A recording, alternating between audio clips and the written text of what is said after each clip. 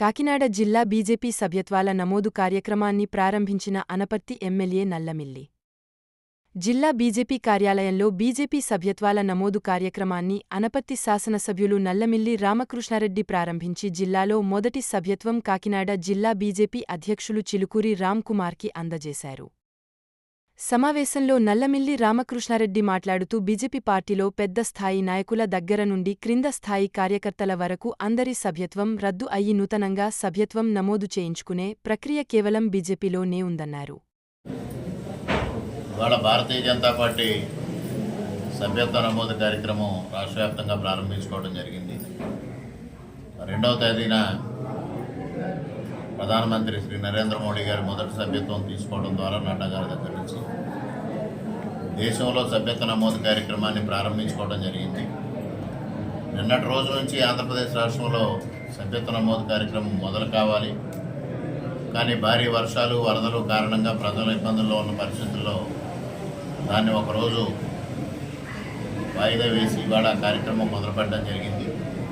రాష్ట్ర అధ్యక్షురాలు శ్రీమతి పురంధరేశ్వరి గారు ఇవాళ మొదటి సభ్యత్వం తీసుకోవడం ద్వారా రాష్ట్రంలో ప్రారంభించడం, ఇక్కడ కాకినాడ జిల్లాలో ఈ కార్యక్రమాన్ని ప్రారంభించడం కోసం పార్టీ ఆదేశాల మేరకు నేను ఇక్కడికి రావడం జరిగింది. మొదటి సభ్యత్వం రామ్కుమార్ గారికి, జిల్లా అధ్యక్షులు రామ్కుమార్ గారికి అందించడం ద్వారా ఈ కాకినాడ జిల్లాలో సభ్యత్వ నమోదు కార్యక్రమాన్ని ప్రారంభించుకోవడం జరుగుతాం.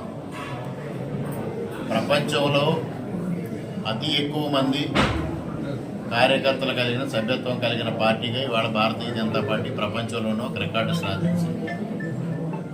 ప్రతి 3 సంవత్సరాలకు ఒకసారి సభ్యత్వ నమోదు జరగడం, ప్రతి 6 సంవత్సరాలకి ఉన్న సభ్యత్వాలన్నీ రద్దయిపోయి మరలా నూతనంగా చేసుకోవడం, దానిలో భాగంగానే ఇప్పుడు సెప్టెంబర్ 2024 నుంచి సభ్యత్వ నమోదు కార్యక్రమాన్ని భారతీయ జనతా పార్టీ చేపట్టడం జరిగింది. ఇవాళ దేశవ్యాప్తంగా అనూహ్యమైన స్పందన భారతీయ జనతా పార్టీకి వస్తూ ఉంది.